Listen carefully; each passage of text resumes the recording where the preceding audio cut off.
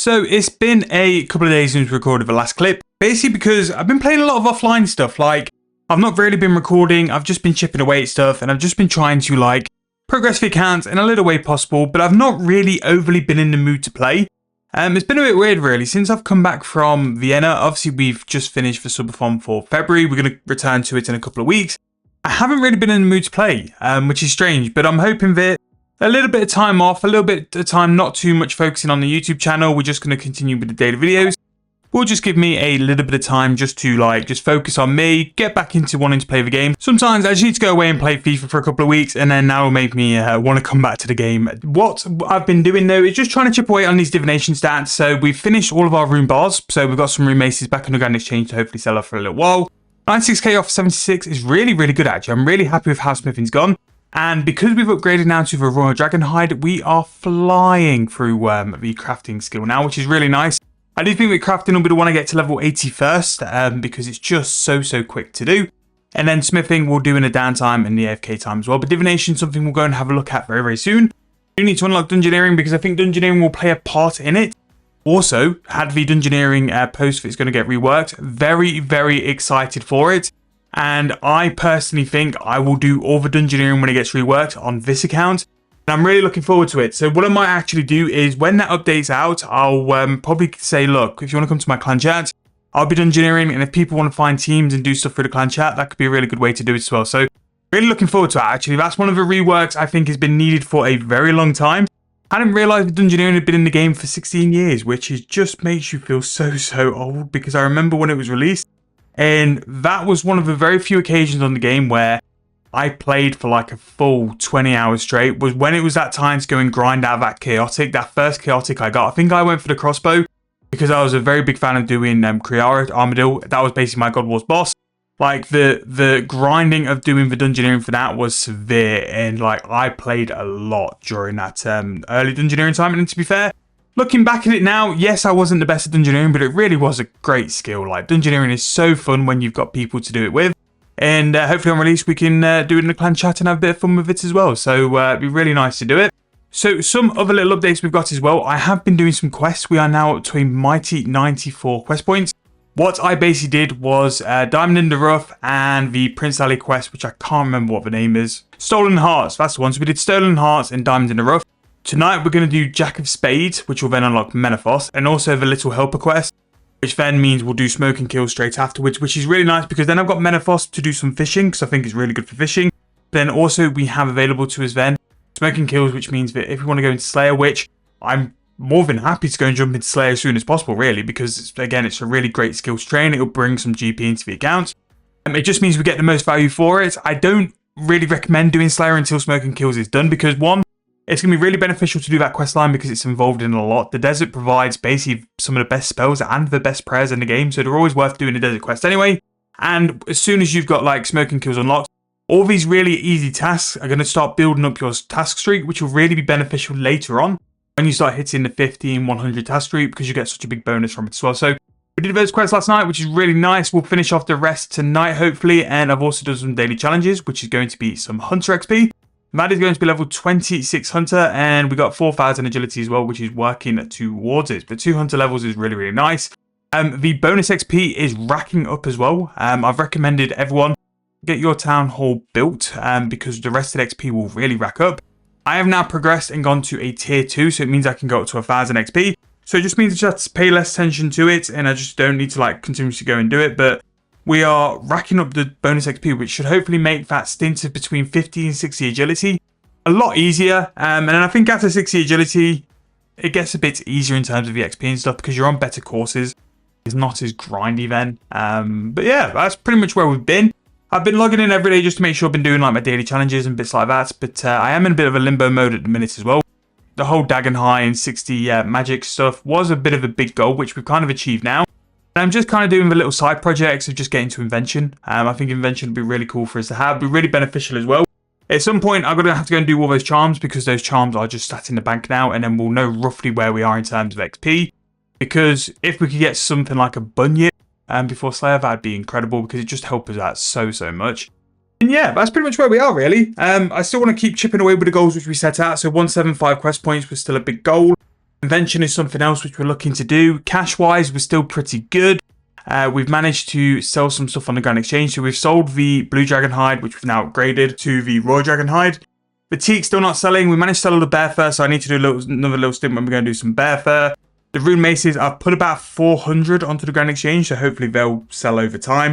Again, all this stuff on the Grand Exchange, I'm not in a rush to sell really, so I'm going to wait for it to sell for the prices I want it to sell for. I'm just going to run to the Grand Exchange actually because I'm going to put all my rune maces in because then that way they're all sorted. I'm going to put some of the Blue Dragon Hide bodies we've made as well into the Grand Exchange, just so they can start selling while we're doing other stuff as well. But yeah, this is pretty much it. It's a little bit of maintenance mode. After we've sort of recorded this clip, I am going to go over to Play Around Farms as well, because I think now is the time to go and jump into that. So that's going to be fun. I'm actually going to put a little bit of an offer in for some more chinchompers.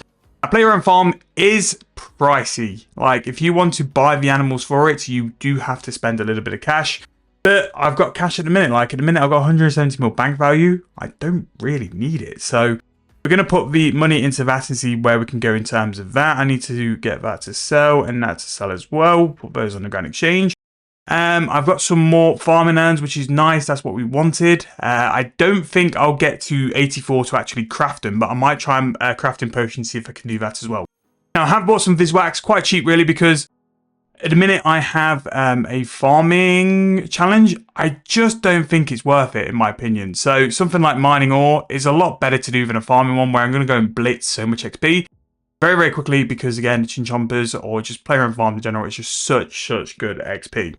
So I'm going to go through all these items on the Grand Exchange, and they'll sell whenever they're ready. I'm just going to throw them for a couple GP on the mid, maybe just see if they sell. The instant sold, even better. So they sold for the mid, nice chunk of change there. The Dragon Hide sold as well, which is good, and I wanted to put those maces in. That's why I actually came here for. So if we just go and bank that, it's only 12 maces, but at least it's out of sight then because it's on the Grand Exchange. So really, really nice. I'm going to put those Royal Dragon Hides onto the Grand Exchange as well, because I have a feeling I need to buy some more levers at some point. And it would just be nice if we have like a decent chunk just for on the Grand Exchange more than anything. I might have to drop my price on the rune maces, because they have dropped below that price, 23.4. And again, at some point they'll sell. And the same with these Royal Dragon Hide bodies. At some point they'll be sold. So I'll just throw them a couple of GP under the mid price and then just leave them there. Now, things like silver sickles, the U planks aren't moving anytime soon by the look of it, so we'll consider what we're going to do with those going forward. But apart from that, that is pretty much where we are. So where I'll probably record the next clip is going to be after our Play Around Farm run. And then probably after that is going to be when we've completed the quest mentioned, and then we'll look at what the next direction is. But in the meantime, I'm going to do a little bit of smithing whenever I'm editing. I'm going to do a little bit of crafting whenever I'm in the mood. And we'll just keep plodding on. But yeah, we're still going strong. I'm still waiting for the Havenhythe post, because that's really going to give me direction. Because if there's a storyline and a quest line, like we need to do some of the vampire quests, then we'll go and focus on that. If we need to go and do something else, we'll move around. But we shall see where we're going to end up. But so far, level 72 crafting, which is nice because we now can do Dragonstone necklaces, which is a really nice AFK. We can do stuff with onyxes, not that that actually makes some GP, but things like Ganodermic could be really good, because the video we did on Ganodermic just proves you can make quite a lot of cash as well. So I'm going to probably go and buy some of the visors and some of the other stuff over time, if I've got the Grand Exchange slots, because I might as well. And we'll come back in a little while to update where we are. So we are back once again, and we have been sort of playing on the side and playing AFK for a little while. This is probably 2 days after the previous clip. I'm struggling to get in the repetition of playing. Ever since I've come back from Vienna, I've been sort of all over the place. So it has been something where I've just been chipping away at making some progress and just sort of playing however I feel like.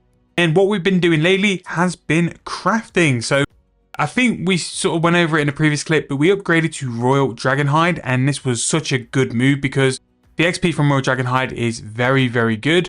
And in terms of what we're sort of selling the bodies for, we're making a slight bit of profit. For every sort of like 1,000 bodies, we might make 500k. But as you can see from here, our first big level has been achieved, level 80 crafting. So this is going to sort of work towards invention. You need 80 crafting, smithing, and divination, and this is our first invention skill done and ticked off in terms of a level. So level 80 is going to give us the requirements for light within. We're going to be able to do Dragonstone amulets, which are very good because they can be something which spikes every now and then. We can go and do a ornate ball at Tears of Guthix and get some more tears for that. We can also charge our own blood necklace now, which is nice because we bought the shard a little while ago. and 80 crafting is a requirement for the elite skill Invention. So that's actually been really nice. It really hasn't taken me like a long time to do this. And even if we had lost some money, the speed in which we've got this, it would have been so worth it. Now, for this account, I'm actually going to go to 81 crafting. And the reason why I'm going to go to 81 crafting is because with a boost of a crafting potion, we can then go and make our own decorated farming urn. And this will be way beneficial for us when we go and do some more player-owned farms. I have the next run ready. Next episode of when we're going to go and harvest our chinchompers and then also our spiders. And then finally start doing our large pens. So after sort of this next player-owned farm run, we are up and running with all our pens fully filled in terms of the Ardonge player-owned farm. And we'll be harvesting some pretty big XP on the next one as well. So when we finally can do yaks, I think we can do something like 10 yaks a run, and that's going to be some major XP. And our farming level will fly up. So after this farm run, we'll be well into the 70s, because we've got those spiders as well. And it's all sort of going okay. Those have kind of really been my only focuses. Like, obviously, we've done so much crafting that we're at a point where we don't really need to do it. Although, I'm just going to test something, actually. With a pulse core boost, we're level 84. So if I just go and grab some nature runes, we might be able to skip this part fully and not have to go and get the level. Which is nice, because I was only really going to get it to go and do these urns, but if we could go and use a pulse core, we can definitely go and do that. Yes, we can. So we're going to go use the pulse core bonus rather than go and do some crafting. We'll do crafting at another date. It's one of those things where I can keep the supplies in my bank and I'll just pick them up at another time. So that's really nice. We've also got some daily challenges which are worthwhile doing. I actually might go and buy some more farming urns and just do it while I've got boost, because I think it'd be worthwhile. Those are strong urns. I don't need those. I want it decorated, so they'll stay in the bank forever. Because decorated is a very big upgrade. So if you're ever looking for something like that, a pulse core or a cinder core boost can be really worth using. Rather than go get the level, you can always boost, and they boost really high. You'll just literally need to come and bang stand for a little bit and just wait for a boost, which is really decent. I have done my daily challenges. I have really slacked on this week, and even though they reset tomorrow, we are nowhere near off the final reward. Really poor. What I keep doing, and it really is like causing me an issue because I forget to do it, is I try and wait to record these on like a clip, so I'm waiting to go and record them, and at some point I don't actually do a day of recording, and then I just miss it because I forget to do it because I want to save it to record anyway. So I'm going to try and stop that. But 40 something's pretty nice to bull ants, so we need to go and do some marigolds at some point and do that. 40 herblore as well is a summoning potion, which actually makes quite a bit of money. A summoning potion, it really ain't that bad. And the other one we had was mining, which is onwards to the next level. So what I'm going to do, actually, let's go and buy some more of these farming urns, because I think it might be worth us doing it, because I don't think we're going to be going for crafting now for any sort of time for the future, and we'll chunk through these farming urns very quick, because you get so much XP from player-owned farms. So that is the daily challenges done. I'm nearly at 1,000 rested XP, so I'm going to go and spend that Acer after this now, once I've just gone and picked these urns up. So let's go for another 300, because we'll be at buy limit then. And that should be more than enough. So we'll go and do that while we have a little bit of a ramble. And after that, really, all I need to do to catch up with and all the clips and stuff is just literally player-owned farms. So I'm going to go and record that as its own little mini-series video, which we have been doing. I don't know how they've gone down so far yet, because I've not really edited the first one. But I'm hoping it could be useful to you guys. Again, once we've sort of got the large pens up and running, I'll only sort of do it as a drop-in of like a couple of runs of video, because I just want to show you guys, look, this is how you get your player-owned farm set up. And then this is when you can really churn out the beans. And then eventually player-owned farms is one of those things where I think you invest in it, and then eventually you'll get and reap rewards from it in the long run, which is really nice. So Acer has got some bonus XP for us. So we've upgraded the town hall to tier 2. So this basically means that rather than just cap it at 500, we cap it at 1,000.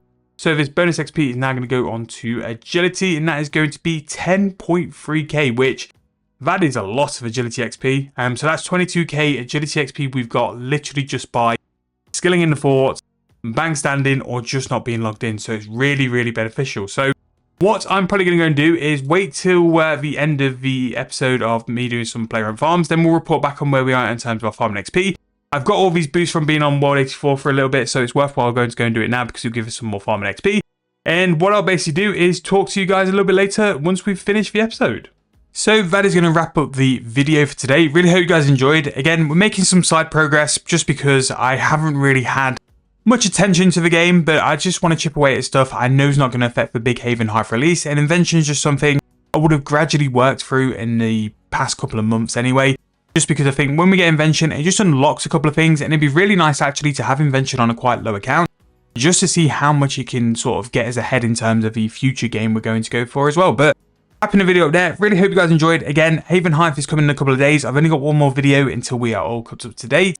If you've got anything you want me to do in preparation for Havenhythe, whether it's a money making video or some other stuff, drop me a comment section down below. In terms of what I'm going to do on this account until then anyway, I'm literally just going to go and do some more divination. I'm going to do some smithing, but I might actually start stocking up on a couple of clockworks as well, if you guys wanted to know what I was doing as well. But thank you guys so much for watching. Really hope you enjoyed. I'll see you guys very soon in the next video.